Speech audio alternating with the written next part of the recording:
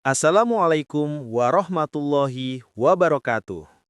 Halo teman-teman, apa kabar hari ini? Perkenalkan, aku Fikri, mahasiswa semester 3, Prodi Tadris IPS, UIN Syed Ali Rahmatullah Tulung Agung. Pada kesempatan kali ini, kita akan belajar bersama tentang pencemaran lingkungan.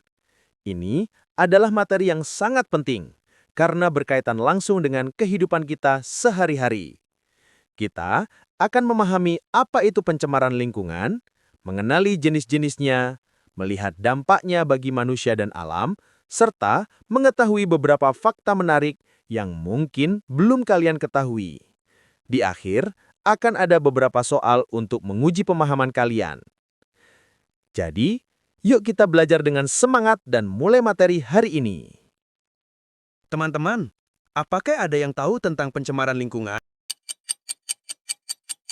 Adalah keadaan ketika makhluk hidup, zat tertentu, energi, atau komponen lain masuk ke dalam lingkungan dan membuat kualitas lingkungan menjadi menurun.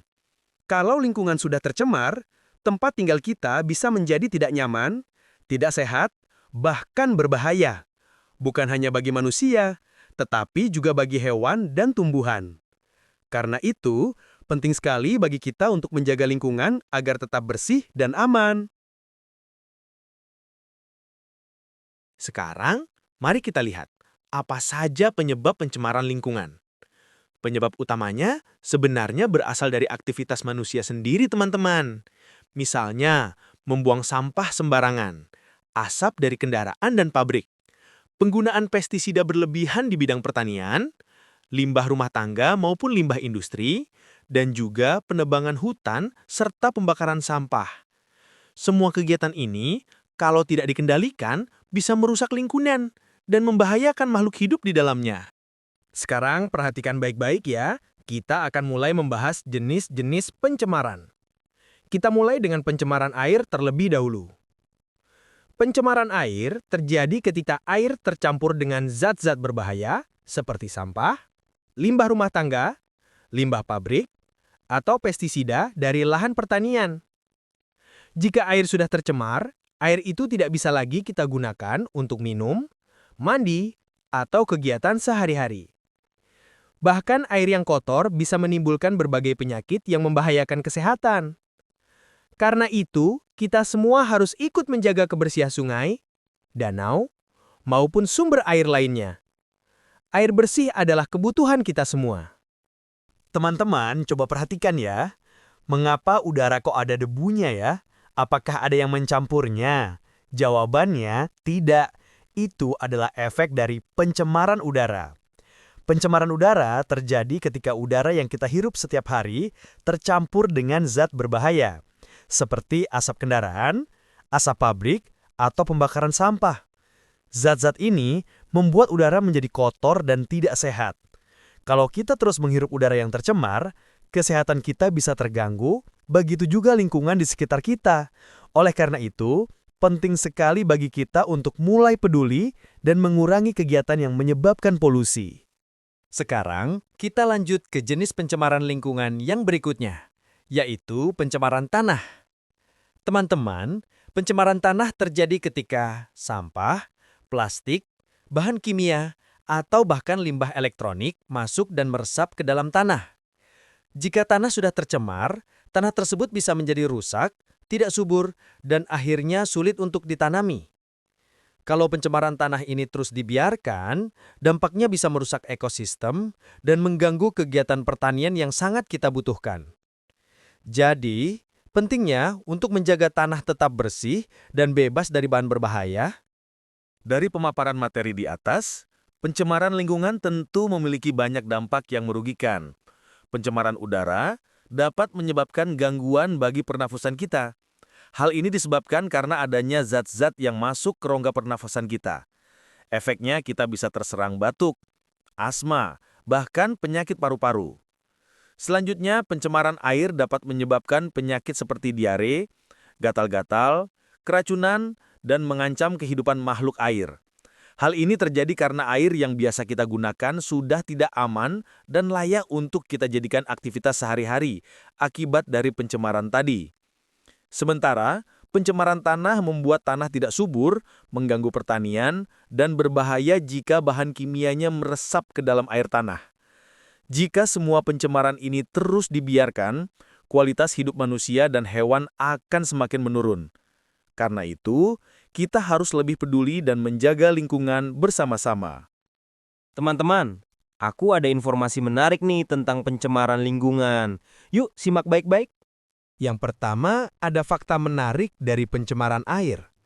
Ternyata, setiap tahunnya diperkirakan lebih dari 8 juta ton sampah plastik masuk laut.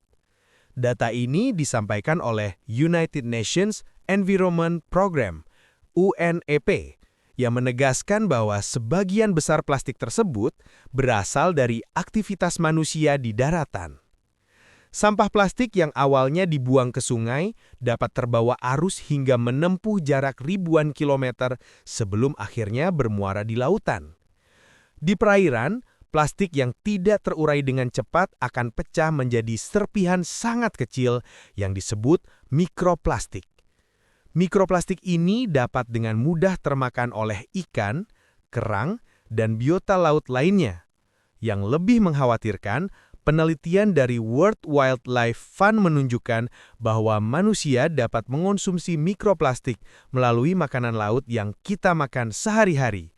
Hal ini menggambarkan bagaimana pencemaran plastik di laut bukan hanya merusak ekosistem, tetapi juga kembali memberikan dampak pada kesehatan manusia. Sekarang kita masuk ke beberapa fakta menarik tentang pencemaran udara. Tahukah kalian bahwa ada jenis polusi udara yang disebut PM2.5? Ukurannya sangat kecil, bahkan jauh lebih kecil daripada diameter sehelai rambut manusia. Karena ukurannya yang mikroskopis, PM2.5 dapat masuk hingga ke bagian terdalam paru-paru dan berpotensi mengganggu kesehatan kita. Yang menarik, ada beberapa tanaman yang bisa membantu kita melawan polusi udara di dalam ruangan. Misalnya, lidah mertua dan peace lily.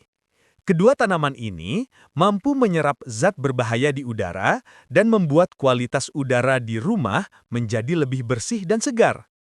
Jadi, selain mempercantik ruangan, tanaman-tanaman ini juga bekerja sebagai penjernih udara alami. Selanjutnya, kita akan membahas fakta menarik pencemaran tanah. Tahukah kalian kalau beberapa jenis sampah membutuhkan waktu sangat lama untuk terurai? Botol plastik bisa bertahan hingga 450 tahun, popok sekali pakai sekitar 500 tahun, dan kaleng aluminium sekitar 200 tahun. Sampai elektronik seperti baterai dan ponsel bekas bahkan lebih berbahaya karena bahan kimianya bisa mencemari tanah dan air tanah. Sesuai dengan materi di atas tentang penurunan kualitas tanah, maka hasil pangan akan menurun akibat sampah tadi. Lalu setelah itu, bagaimana anak cucu kita di masa depan bisa makan? Karena itu, penting bagi kita untuk membuang sampah dengan benar dan mulai membiasakan diri memilah sampah. Wah, ternyata banyak sekali ya fakta menarik tentang pencemaran udara, air, dan tanah. Semoga informasi ini membuat kita lebih peduli terhadap lingkungan. Sekarang, kita masuk ke bagian terakhir yaitu soal evaluasi. Setelah menyimak materi di atas, kalian pasti sudah paham kan tentang pencemaran lingkungan? Maka dari itu, coba jawab pertanyaan di bawah ini. Ada 4 pertanyaan mengenai materi di atas. Silakan coba jawab pertanyaan berikut ini ya. Pertanyaan pertama, apa yang dimaksud dengan pencemaran lingkungan? Pertanyaan kedua, sebutkan 2 contoh pencemaran udara. Pertanyaan ketiga, mengapa pencemaran air berbahaya bagi manusia? Pertanyaan keempat, apa dampak pencemaran tanah terhadap pertanian? Jawab pertanyaan dengan benar ya. Teman-teman, itu tadi penjelasan materi tentang pencemaran lingkungan. Terima kasih ya, sudah belajar bersama hari ini. Jangan lupa, lingkungan yang bersih adalah tanggung jawab kita semua, karena bumi ini adalah rumah yang kita tinggali bersama. Tetap jaga lingkungan, tetap semangat belajar dan sampai jumpa di video pembelajaran selanjutnya. Dadah!